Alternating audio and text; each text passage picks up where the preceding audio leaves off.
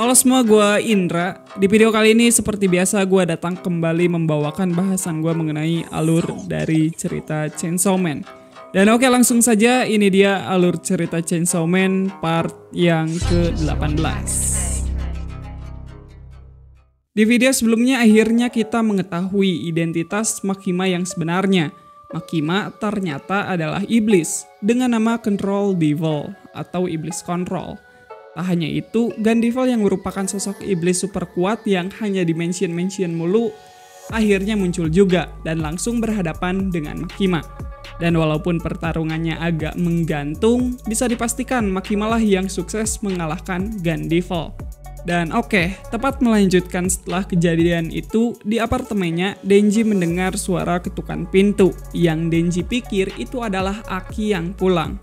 Ketika Denji hendak membuka pintunya, seketika di pikirannya terlintas pintu yang selalu muncul di mimpinya, disertai dengan suara Pochita yang melarang Denji untuk membuka pintu tersebut.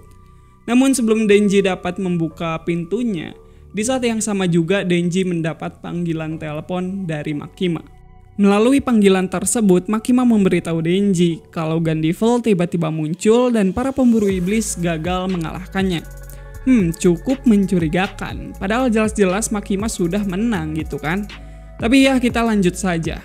Makima kemudian bilang Gandival berhasil merasuki salah satu mayat manusia lalu melarikan diri. Dan sekarang Gandival yang sudah berubah menjadi Ganfin adalah yang dari tadi mengetuk dan membunyikan bel di apartemen mereka. Makima pun memerintahkan Denji untuk fokus saja bertarung dan tidak usah memikirkan hal-hal yang lain. Walaupun masih ragu, Denji kemudian menyuruh Power untuk bersembunyi di balkon. Ya, untuk berjaga-jaga dengan kemungkinan buruk yang bisa saja terjadi. Denji pun akhirnya membuka pintunya dan benar saja, apa yang sudah dikatakan Makima ternyata bukanlah sebuah candaan. Karena setelah membuka pintunya, Denji langsung disambut oleh Ganfin yang menodongkan senjata ke arahnya. Dan tentunya yang membuat momen ini menjadi lebih mengejutkan dan twist lagi, rupanya manusia yang dirasuki oleh Gandival adalah Aki Hayakawa. Di sini meski tubuh Aki telah diambil alih, Aki masih punya kesadaran, walaupun itu bisa dikatakan hanya sebuah halusinasi. Jadi yang ada di pikiran Aki sekarang adalah versi bocah dari dirinya yang sedang bermain lempar bola salju bersama Denji. Dan ketika Aki melempar bola saljunya, itu merupakan senjata yang Aki tembakan di dunia nyata. Di saat itu juga Denji terhempas sampai keluar, bahkan diperlihatkan tubuh Denji robek dan terpisah jadi dua. Sambil menarik tali gergajinya, Denji yang belum menyadari bahwa lawannya sekarang adalah Aki kembali menyuruh Power untuk bersembunyi karena yang datang memanglah Ganfin. Power pun tidak mempercayainya sebab bau yang Power cium di balik pintu tadi adalah baunya Aki. Dan barulah dari sini Denji mengetahui kalau rekannya sudah berubah menjadi Ganfin. Tetapi momen itu tak berlangsung lama karena dari atas Aki menerjang ke arah Denji dan Power. Untungnya Denji masih sempat menahan dan melindungi Power dari serangan itu. Namun tak berhenti sampai di situ karena di alam bawah sadarnya Aki menganggap Power juga ikut bergabung bermain. Aki pun kembali menembakkan peluru-pelurunya. Tak hanya menyerang Denji dan Power, melihat warga biasa dengan santainya Aki membunuh mereka. Bahkan Aki ini semakin membabi buta dan tak pandang bulu. Jadi setiap orang yang Aki lihat langsung Aki tembak. Dan meski Denji sudah berusaha mati-matian melindungi para warga, usahanya itu tidak membuahkan hasil. Dan para korban pun terus berjatuhan. Tak tahan dengan kelakuan rekannya yang semakin mirip dengan monster berdarah dingin, Denji pada akhirnya mulai menyerang Aki.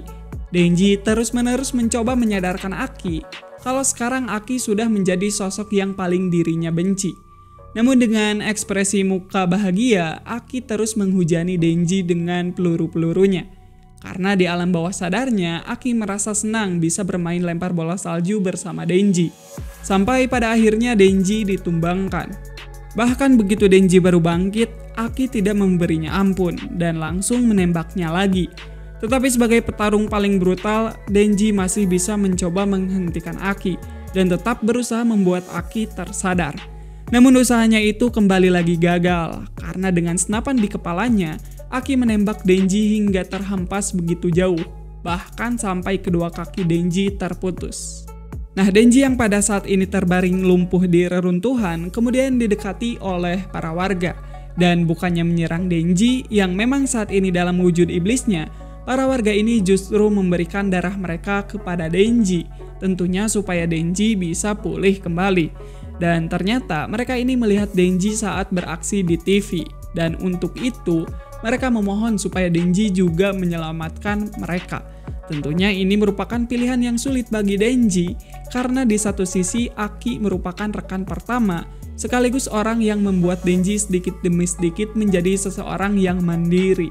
Tetapi di lain sisi juga, jika Denji membiarkan Aki, korban akan terus bertambah dan berjatuhan. Tak lama kemudian Aki datang dan pada akhirnya Denji mau tidak mau harus memilih bertarung dan mengalahkan Aki. Pertarungan pun di sini digambarkan lewat lempar bola salju yang ada dalam pikiran Aki.